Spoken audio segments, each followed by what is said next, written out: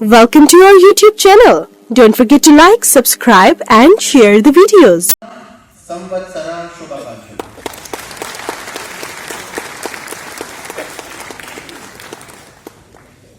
At the outset, I, on behalf of RINL, wish you and your family members a very safe, happy and productive new year. RINL has entered into another year of its operations with new hopes and renewed aspirations. Let us together pledge to make 2023 a memorable year for RINL. As we bid adieu to 2022, let us look at what we have achieved and our strengths so that we can build on them going forward. As you are aware, during the period April to October 22, we had to throttle production from even the two blast furnace operations that we had. This was mainly due to reduction of working capital limits and stoppage of exports. We have just seen global, the global prices dropped and almost the global economies, all heading towards recession. So the stoppage of exports led to a severe liquidity crunch. The hot metal production achieved was limited to 10,612 per day with a capacity utilization of 78% from the two blast furnaces under operation. However, we pursued with the banks based on our turnaround performance of last year, and we could secure fresh loans only after September 22. Now, with the coal shipment we received subsequent to getting the new working capital limit under operation, we just saw a production achievement of 8,500 tons in BF2 on 8th December.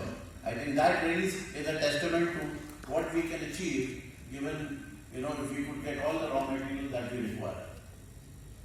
Now, due to the higher production and productivity levels, the techno-economics have also improved.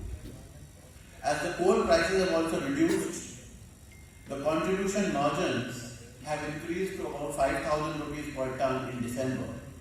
And we have seen they have fallen to minus to 3,800 rupees per ton in September.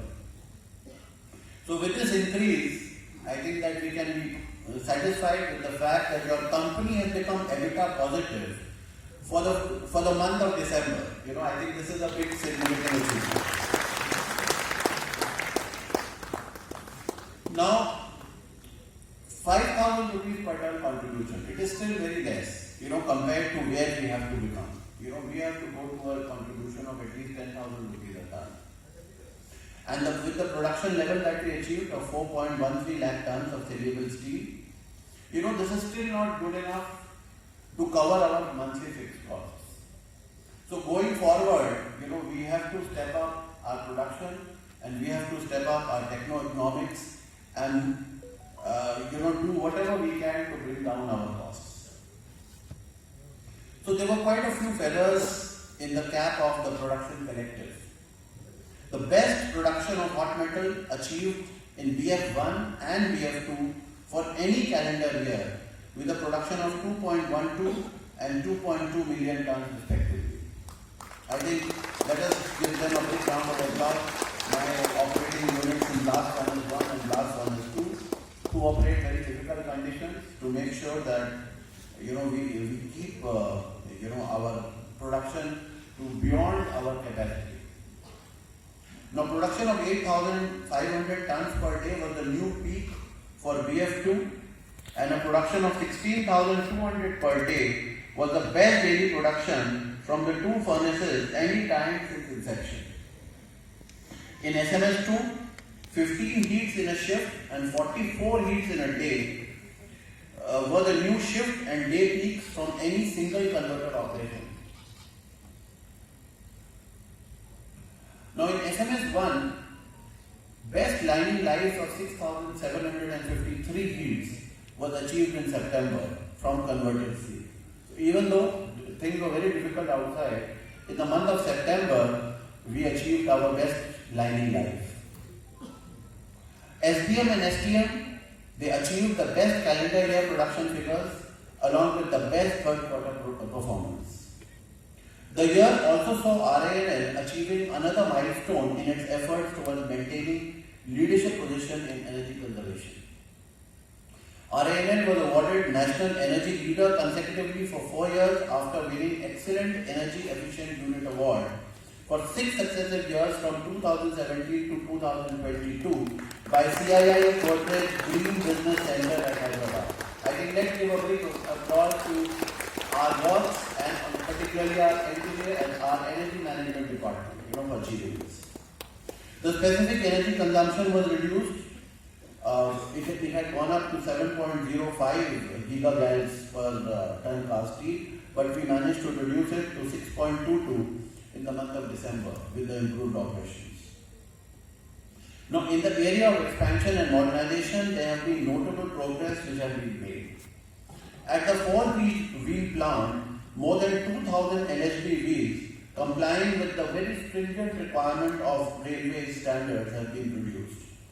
The plant is under stabilization for ramping up of production, and it gives me great satisfaction that whatever wheels we are dispatching, the coach factories, across the country, they want more and more wheels to be supplied to them. So this is a big testament to my team, forged wheel plant, and the quality of the steel that my SMS has produced.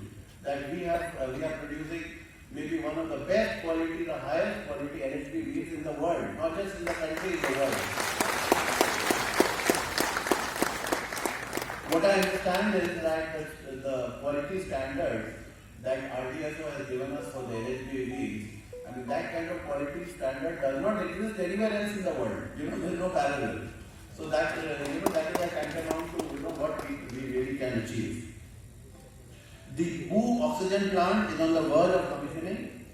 The oxygen production from the Bhu plant will commence shortly, and that is something that will really boost up our production from the blast furnaces and other units. The LD gas holder is under final stages of commissioning, so we'll be able to store, the gases, whatever gases we produced, so that we can use it again. Revamp of ESP3 boilers of TPP has been completed, and ESP2 revamping is under progress. Our BOF, briquette and micro pellet plant being set up on Bhu basis will be commissioned in this month itself, and production will start to gainfully utilize the waste generated during steel making to produce 1.5 lakh tons per annum of BOF briquettes and bricks to steel melt shop 1 and 2, and 4 lakh TPA micro pellets to sinter plant 1 and 2. So construction of this plant is under advanced stages. Also, I'm very happy to see that we are also making efforts to increase the scrap usage in the converter. If you are seeing I think we have started this campaign December onwards, that whatever scrap that you get, in my plant, it should be brought back, cut into the direct size and charged into the converter. And I think there is a big need now going forward to have a sustained, campaign on that. And we would like all of you, present in the room, to look at it, wherever you find scrap anywhere in the plant which is not being used, please let us know. We'll immediately bring it back and charge it to the converter. And I think for that, I also have to thank my beloved unions. I think we had a meeting that day, and they came and they showed that, look, this is where the scrap is lying. Let's gainfully utilize. So I'm thankful to Mr. Adi Narayan and his group. I think last year we had a very big discussion on how we could, utilize all the scrap which is lying in our plant. Now, it was a challenge for the Materials Management Collective to maneuver the procurement of bulk raw materials due to constraints of LC levels. This is a very, very difficult, task. Like if you are given the choice, go and, you purchase raw materials from the market, but there is no cash available. How you would do that? So I think, let's give a big round of applause to our Materials Management Department. But despite all the constraints, they have been able to step up the, raw material availability, so that at least in December we find that we are in a very comfortable position as far as the raw material is concerned. So imported raw materials like coking coal and PCI coal were procured from new sources, we just saw in the presentation, and open account payment terms. which is RINL still is a trusted brand. People have come forward and 90 days open credit, they have given us the material. Initiated sourcing of new coals from long-term suppliers against global tender and against EOI. Procurement of indigenous coking coal. PCC, I think this is the first time, and I will also share with you that we are also seeking the support of the ministry to make sure that a certain percentage of the coking coal, that BCCL is giving to CN plants, etc., we also start getting on a continuous basis. So that will really help us bring our cost down. MCC also we have seen, we have increased the coal blend and that has really helped to bring down the costs. And then of course, Singareni collieries, although the coal little expensive, but still, we have gone for larger procurement and they have supported us fully. And this has also helped to bring down our costs. We started procuring iron ore from ONTC, one of our subsidiaries, and we are hopeful that this quarter, we must, once if we get the public hearing through, then we will very, shortly start making iron ore from our own mines, our own subsidiaries, and that will also contribute hugely to our profits. Now, RINL is one of the top CPSE buyers on the GEM platform. Now, few other things that we did to maximize the returns with the available resources, and for that, we have to give a big round of applause to our marketing team. That we increased the finished steel component to 93% of the total sales from 70% last year. The high value added steel component to domestic sale, we increased to 28% from 22% last year. And the share of TMT rebar sales in the high NSR region, we further increased from 71% to 85%. And that has really helped us to increase our NSR and come back into an EBITDA positive mode for the month. Now, various initiatives taken by the Finance Collective have facilitated the easing of the liquidity crisis, and I think we must congratulate Finance because they operate under a negative, large negative working capital, and within these constraints to manage, the availability of raw materials, etc. It's a big challenge and ready. So, big round of applause let's give to our finance people. To meet the abnormal surge in the coal prices, a short-term ad hoc loan of 960 crores was availed from SBI, which was fully repaid. We have never defaulted on any of our payment schedules.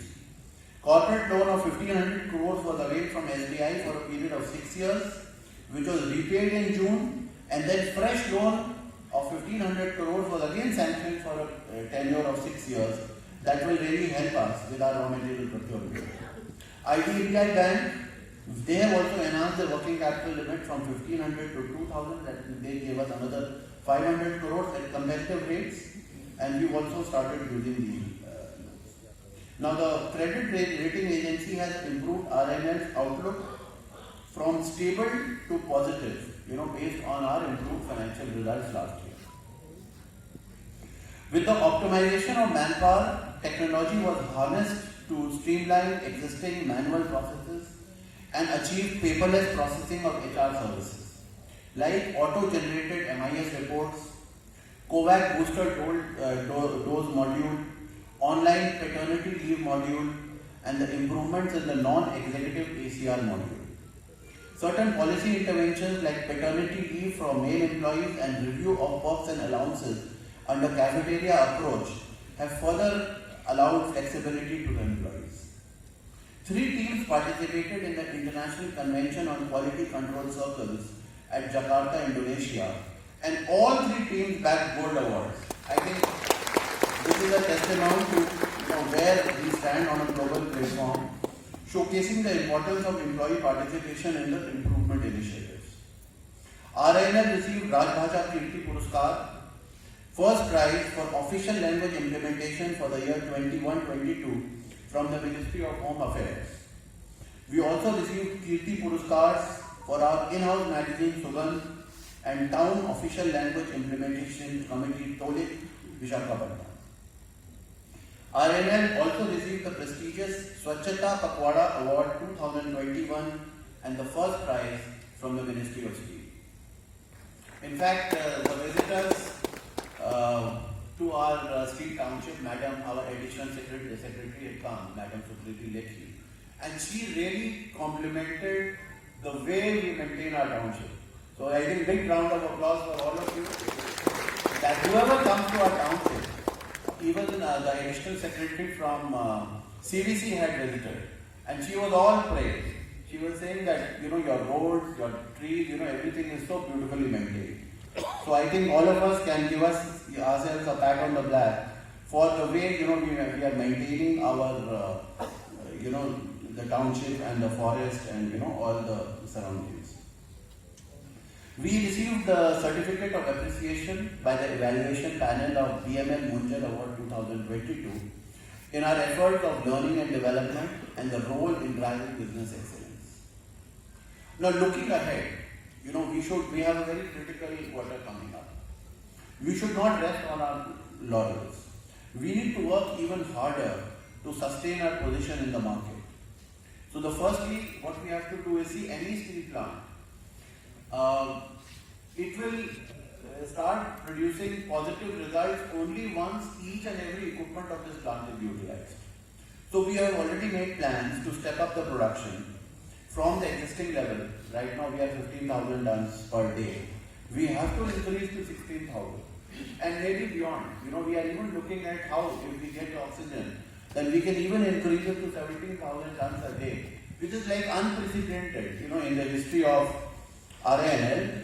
And all these will increase to, improvement in the techno-economics and margin expansion. And not just that, we have also made plans that what if we start our third blast furnaces and take the production to 21,000 tons a day. So that is our long-term plan, but of course it's a challenging assignment, but I'm quite sure that given the will of the RINL collective, no target is very difficult for us to achieve. So short term, 2 blast furnaces operation, we will increase from 15 to 16 and beyond that. And then if we have the sufficient working capital backup with us, we will start producing 3 blast furnaces and aim for 21,000 tons a day. The main focus should be on contribution margin expansion. We are at 5,000, we have to double to 10,000, and that can be achieved through cost reduction and revenue maximization initiatives. PCI rate, we are at the rate of 109 kg per ton hot metal. Now this we have to increase, and the number I am looking at is 150. So let us go beyond, from 109 to 150, and that will give us substantial savings, in terms of our coal consumption. The iron ore slimes, we are already at 28%, but since it is the cheapest iron ore available, we have to step it up further. We plan to take it up to 33%. The metallurgical waste utilization, in December, 34,000 tons of metallurgical waste was utilized, and now we are making attempts to take it beyond, take it to 45,000 tons or even 50,000 tons, and this will also result in saving. The variable cost of power in TPP, which used to be on the levels of 5 rupees, has gone up substantially beyond 10 rupees. Now, keeping this in view, we have to maximize the import of power, which is much cheaper than that, about 7 rupees a unit. We also have to increase our waste energy power generation. We have already increased to 104, but this we have to take it further to 130 and beyond. All these cost improvement initiatives, I can assure you, will have very positive impact on our margin expansion plans. On the material side, we have to pursue for higher allocation of MCC and PCC and boiler coal. Increase in the supplies from MCL is a must, because that is the cheapest coal available. We have to make sure that we ultimately get to the target of getting 1 rake every day from Mahanadi coalfields. Also, we have started procuring iron ore from OMDC. Presently, the supplies are from the old stocks, but if we are able to get the public hearing, the MDO is already in place. So the supplies from the fresh mining will start. Here also we have to work on the freight rates which are presently high. And we have to look at options by which we could bring this down. For the other procurement, we have to update our procedures to match with the current best practices. In today's information world, where business is done based on daily prices, we have to relook, looking at our terms of having longer periods of validity and firm prices, because sometimes the spot prices will give you cheaper procurement. So we have to look at all these other alternative options with the overall objective of how we could bring our costs prices down, because raw materials, we are all aware, it accounts for over 60% of the cost of making steel. In marketing, we have already increased the share of the value-added steel to 28% from the previous financial year of 23%. I can tell you that most of our customers, I have met customers in Pune, in Ludhiana, the auto segment. They are just waiting for us to increase this value-added. They are saying, please give us more. And that is one segment where not only do you get higher realization, you move away from your commodity markets. And the pricing is not that much of an issue. So we have to, focus on the last quarter that how we could increase our value added, move away from the commodity market, move away from the secondary segment, and start, commanding prices based on the quality that we have. Our quality extras, we have to take a relook. If there is a possibility of increasing the quality extras, we've already started doing it, and that will only ensure the long-term sustainability of this great organization. In order to develop the export market for finished steel and value-added steel, sometimes the issue that we have is the quantity that you get is very small. So each time to go through the tender route, which is both time-consuming, etc. We will also explore the possibility of open sales based on the list prices. Now, such initiatives of both cost reduction and revenue maximization have to be explored and implemented on a continuous basis in order to ensure sustainable operations even under the most adverse market conditions. I am extremely confident that given the outstanding facilities that we have, given the strong commitment to the plant that we have of all the workforce, the employees of this plant, given the strong brand that we command in the market, given the fact that the customers who buy from us are the customers who have been buying since the last 30 years or so, everything is in place. Only thing is we have to get our act together, in terms of increasing the production, bringing down the cost, increasing our margins. And I am very, very confident that 2023, and particularly the first quarter of this year, will be a very promising year for RINL. I call upon each and every one of you to rediscover your true potential and demonstrate your capabilities with utmost commitment and dedication. We need to orient ourselves to exhibit utmost discipline and work collectively, supplemented with an emotional attachment that all of us have to this plant to propel the company on a continuous growth path.